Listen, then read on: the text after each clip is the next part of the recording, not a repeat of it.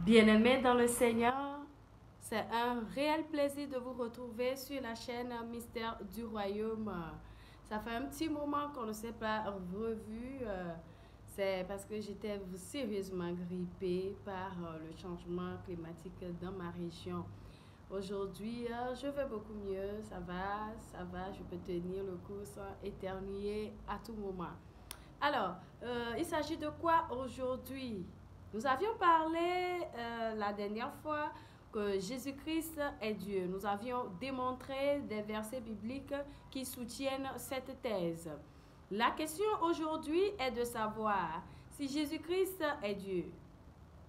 Pourquoi parlons-nous de sa mort? Parce qu'un Dieu ne peut pas mourir. De quoi est-il question réellement? C'est de ça que nous allons parler dans les minutes qui vont suivre. Sans plus tarder, nous allons prier. Saint-Esprit, toi qui nous as donné ce rendez-vous afin de nous enseigner ta parole, je prie et je déclare aujourd'hui même que tu prennes le contrôle de cet enseignement. Saint-Esprit de Dieu, ta parole est vérité. Éclaire l'esprit des uns et des autres qui viendront à la rencontre de cette vidéo. Et ceux qui sont encore en train de douter, Saint-Esprit, enlève ce doute de leur cœur afin qu'ils puissent te servir totalement au nom de Jésus-Christ. Que ta volonté soit faite dans leur vie. Amen. Amen, amen, bien-aimés. Jésus-Christ est Dieu. Jésus-Christ est Dieu, alors. Pourquoi parlons-nous de sa mort? Pourquoi disons-nous que Jésus-Christ est mort? Ça, il faudrait qu'on comprenne. Qu'est-ce qui s'est réellement passé? Jésus-Christ est Dieu venu en chair. C'est la partie physique de Dieu que nous avions vue ou que nous expérimentons en la personne de Jésus-Christ de Nazareth. À la création de l'humanité, Dieu ne s'était pas révélé de façon charnelle, de façon chère à qui que ce soit. Il parlait dans le feu, dans les nuages, dans les nuées, etc. Mais c'est avec Jésus-Christ de Nazareth que le Seigneur Dieu Tout-Puissant s'est révélé à l'humanité. Et Jésus-Christ, étant Dieu, se révélant à l'humanité, avait pour mission spécifique la rémission des péchés. Et la rémission des péchés ne pouvait être faite qu'en étant dans un corps humain. Pour que cela soit efficace, ça pouvait être fait qu'en étant dans un corps humain. Et c'est là que le Seigneur Dieu a pris chair. Il a pris chair pour habiter parmi nous. Et la chair là, la particularité de la chair que le Seigneur Dieu a prise, c'est que cette chair-là était une chair sans péché. Parce qu'il faudrait un être saint pour pouvoir ôter le péché du monde. Alléluia. Et du coup, la conception de Jésus-Christ est faite avec le Saint-Esprit. Ce n'était pas une conception commune comme tous les autres hommes, ce qui constitue une grande particularité du Christ Jésus. Le Seigneur Jésus-Christ est à la fois Dieu à 100% et homme à 100%. Alléluia. Oui, c'est un grand mystère. Il est Dieu. Et il est en même temps aussi un homme parce qu'il était descendu, resté avec nous pour sa mission. Et là, le verset de 1 Timothée 2, verset 5, explique largement ce que je venais d'exposer. Alors, quand Jésus-Christ était sur terre et lorsque il devait mourir, si Dieu, dans toute sa plénitude, habite dans le corps de Jésus-Christ, c'est certains qui ne pouvaient pas être tués. On aurait pu le lapider, on aurait pu le frapper, on aurait pu le massacrer comme on le voudrait. Il ne pourrait jamais, jamais mourir parce que Dieu, Esprit, est toujours en lui. Mais qu'est-ce qui s'est passé? Comment est-il arrivé que le corps là dans lequel habitait Dieu, ce corps là a finalement pu trouver la mort? Qu'est-ce qui s'est passé?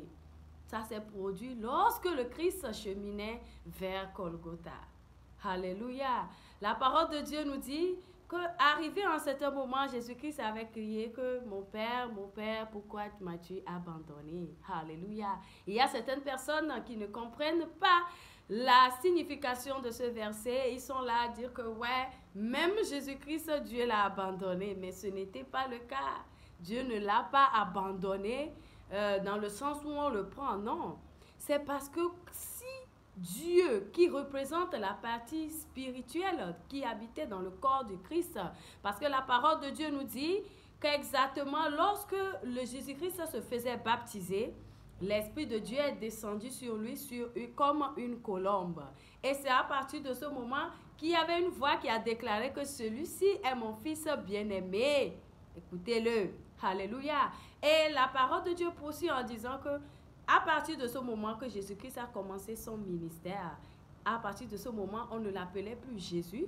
Le Christ, qui est la partie spirituelle, qui est la partie divine de Jésus, de Dieu, de Jésus, Dieu, est affiché. Et donc, à partir de ce moment, on l'appelait Jésus-Christ. Alléluia. Maintenant, arrivé à la croix, qu'est-ce qui s'est passé? Arrivé sur ce chemin, lorsque Jésus-Christ était tombé, il se sentait faible. Pourquoi? L'esprit de Dieu, la partie divine, a quitté le corps. Alléluia.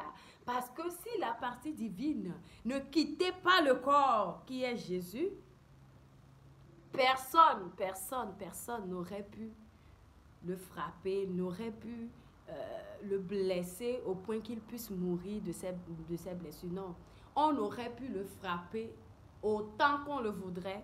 Pendant des jours, des mois, il ne pouvait jamais donner son corps. Or, si c'est le cas, nous, on n'a plus notre rédemption, on n'a plus notre salut, on n'a plus notre remission des péchés et on est foutu. Parce que quoi? C'est pour cet objectif-là qu'il est arrivé. Souvenez-vous, lorsque Simon-Pierre voulait empêcher Jésus-Christ d'aller se faire livrer, qu'est-ce qu'il a dit? Hors de moi, Satan. Pourquoi? Il a dit hors de moi Satan, sachant très bien que c'était Pierre qui parlait. Mais Jésus, il est Dieu. Il sait très bien que ce qu'il est en train de dire là, ce n'est pas de lui, ça ne vient pas de lui, mais que c'est Satan qui est en train de l'utiliser pour l'empêcher d'aller accomplir la grande mission. Alléluia. Et Jésus-Christ est allé. Il s'est donné. Lorsque la partie Christ a quitté le corps, et c'est là qu'il s'est senti faible, et c'est pour ça qu'il était tombé, il n'arrivait plus à porter la croix, et c'était donc un monsieur appelé Simon de Cyrène qui avait pris la croix pour poursuivre la marche jusqu'à Golgotha, etc. Et donc, qu'est-ce que nous retenons dans cet exposé? Nous comprenons que quand tu es né de la chair, là, c'est la chair qui périt, c'est la chair qui meurt, c'est la chair qui est détruite. Jésus-Christ est en train de nous démontrer un mystère, que à toute personne qui vient à lui, tu dois être né de nouveau. C'est aussi là que le concept de naître de nouveau, que Jésus-Christ parlait à Nicodème dans le livre de Jean 3, à partir de verset 3 en allant, que tu dois être né de nouveau. Parce que quoi, cette chair-là ne va pas t'amener loin. Cette chair-là, c'est une maison que tu prends, que tu habites pendant que tu es sur cette terre. Mais si tu veux faire des grandes choses, si tu veux marcher avec moi, si tu veux aspirer à des grandes choses, tu dois venir en esprit. Tu dois marcher en esprit. Alléluia. Tu dois être né de nouveau. C'est pourquoi il nous est recommandé d'être né de nouveau. Né de nouveau, né en esprit. Parce que ce qui est né de la chair est chair et ce qui est né de l'esprit est esprit. L'esprit vit éternellement. Alléluia. L'esprit vit à jamais. L'esprit n'a pas de limite. L'esprit n'a pas de contenance. L'esprit, personne ne peut le limiter. C'est pourquoi le Seigneur nous recommande de vivre en esprit. Alléluia. Maintenant, lorsque le corps là était nécessaire. Pourquoi? Parce que d'après les principes de Dieu, les principes établis de Dieu, avant qu'il y ait rémission des péchés, avant qu'il y ait pardon des péchés, il faut que le sang puisse couler. Alléluia. Notons bien que dans l'Ancien Testament, le Seigneur recommandait toujours d'immoler des agneaux pour la rémission des péchés.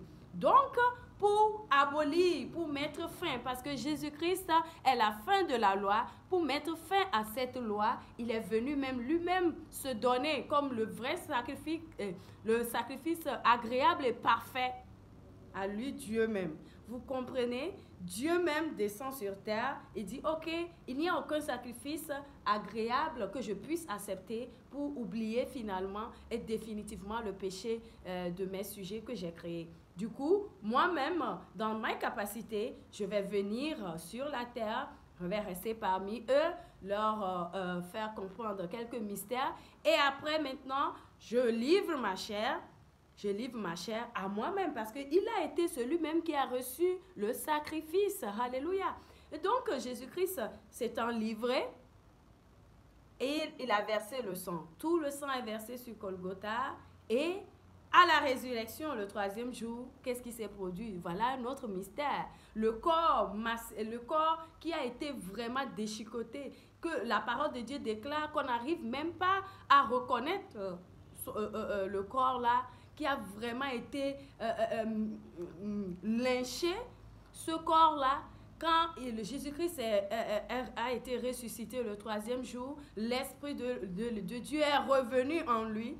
Le corps qu'il a eu, le corps glorieux là, qui était capable de passer parmi les murs, à travers les murs et sans être empêché, ce corps-là a repris vie. Alléluia. Et c'est ça qu'on appelle le corps glorieux.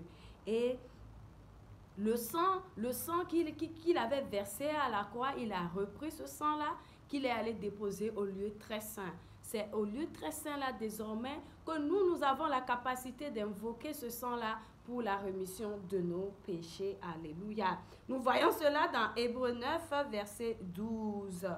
Hébreux 9, verset 12. Ne vous en faites pas, je vais mettre dans la barre de description tous les versets dont je suis en train d'énumérer et d'autres versets en guide d'explication approfondie. Alors, c'est la chair qui périt. 1 Pierre, verset 3 à 18, 1 Pierre, chapitre 3, verset 18, le décrit parfaitement. Et aussi Jean 3, verset 3, dont je parlais tout de suite, pour expliquer que c'est en étant nés de nouveau que nous pouvons plaire à Dieu. Parce que cette chair-là nous empêche. La chair est en constante combat avec notre esprit. La chair nous empêche de vraiment plaire à Dieu parce que la chair, c'est elle qui désire des choses. C'est elle qui ressent des choses, qui nous empêche franchement de nous donner un sacrifice agréable à notre Dieu. Alléluia. Tite 2, versets 13 à 14, nous parle également de Jésus-Christ sacrifié pour notre rédemption. Bien-aimé dans le Seigneur, Jésus-Christ, c'est l'image de Dieu. Vous voyez, Jésus-Christ, c'est l'image de Dieu. L'image de Dieu, ce que nous voyons, ce que Dieu nous a fait démontrer à l'humanité, c'est à travers Jésus-Christ de Nazareth. C'est pourquoi Jésus-Christ affirme que si il avait dit à ses disciples que depuis là je suis avec vous et vous n'avez pas encore connu le Père, celui qui m'a connu a connu le Père parce que c'est le Père qui s'est déplacé sur la terre. Le Père s'est fait tout petit pour rester au milieu des humains. Alléluia. Et donc, pour que le Christ, Jésus, puisse donner sa chair, il a fallu que l'esprit qui vivifie, l'esprit qui donne la puissance, l'esprit qui donne la force de faire de grandes choses, l'esprit a quitté le corps pour laisser que ce corps-là puisse être sacrifié. Parce que si l'esprit reste toujours dans ce corps ne pourra jamais être sacrifié ni être donné en sacrifice parce qu'il contient toujours cette partie divine-là. Et certains diront que, bon, donc c'est un simple corps qui a été sacrifié pour nous. Non, le corps là n'est pas simple, il n'est pas commun. Ce corps-là, c'est un corps sans tache, c'est un corps sans péché. Souvenez-vous, dans l'Ancien Testament, lorsque le Seigneur recommande des agneaux ou des béliers pour faire le sacrifice expiatoire, il exige toujours que cet agneau-là soit sans défaut. Pourquoi? Parce que cet agneau sans défaut caractérise l'image future de Jésus-Christ qui est notre agneau immolé. Alléluia. Qui est l'agneau immolé pour une fois et pour toutes. Une fois et pour toutes. Donc, bien-aimés, à travers cette petite vidéo, je viens vous éclaircir sur le fait que Jésus-Christ, 100% homme, 100% Dieu, s'est donné pour que l'humanité puisse avoir le salut. Ce qui est intéressant, c'est qu'il n'a pas distingué. C'est vrai qu'au départ, le salut était arrivé à Israël seul, mais plus tard, le Seigneur a dit que c'est arrivé même jusqu'aux gentils, tout le monde. Ça a quitté même les Grecs, les esclaves, personne, tout le monde, personne n'est exclu. Alléluia. C'est l'un des grands mystères que le Seigneur nous réserve à toute personne qui vient à lui. Alors, bien-aimé dans le Seigneur, mon frère, ma soeur, toi qui regardes cette vidéo, si tu n'as pas encore fait le pas pour déclarer et confesser de ta bouche et de ton cœur en croyant fermement que Jésus-Christ est Seigneur, que Jésus-Christ est Dieu, grâce à cette vidéo, que le Saint-Esprit, celui-là qui est notre soutien, celui-là qui est notre aide, puisse t'éclairer et t'enseigner davantage afin que tu puisses déclarer très bientôt et rejoindre cette grande famille que Jésus-Christ de Nazareth est notre Père.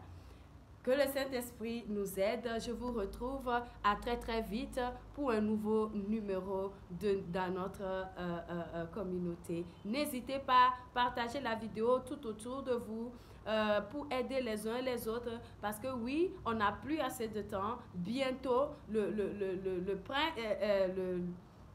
le mari viendra chercher sa fiancée. Soyons prêts, soyons vigilants, continuons par prier, continuons par intercéder les uns pour les autres. N'hésitons pas de poser les questions. Et bien aimé, il est temps pour nous de décider, de décider si nous devons être chauds ou froids. Soyons zélés pour l'œuvre de Dieu. Ne soyons pas réticents, ne soyons pas nonchalants. Bien-aimés, il est temps, la sonnette est proche. Il est temps qu'on se réveille. Il est temps qu'on s'arme pour l'œuvre de notre Père. Soyez bénis. Amen. Seigneur Jésus-Christ, toi qui es la vérité, la vie, le chemin. Seigneur, je viens avec ta parole expliquer à mes frères, toi qui es le grand enseignant parfait, je te prie d'aller fructifier ce message dans leur cœur afin que, Seigneur, ils puissent porter de bons fruits. Saint-Esprit, éclaire-les davantage pour qu'ils puissent mieux te servir au nom de Jésus. Amen. Je vous retrouve à très bientôt. Je suis Pamela Monica de Mystère du Royaume. Je voudrais aussi passer par ce canal pour vous informer que oui, on a une chaîne de télévision sur laquelle j'interviens par moment. La chaîne c'est Universal Harvest TV. Je vais laisser aussi en barre de description ce que la chaîne se trouve. Et la chaîne aussi est sur YouTube. Vous pouvez regarder là-bas, il y a des prédications qui se passent, des enseignements, des prières, des recommandations, des réconfortements.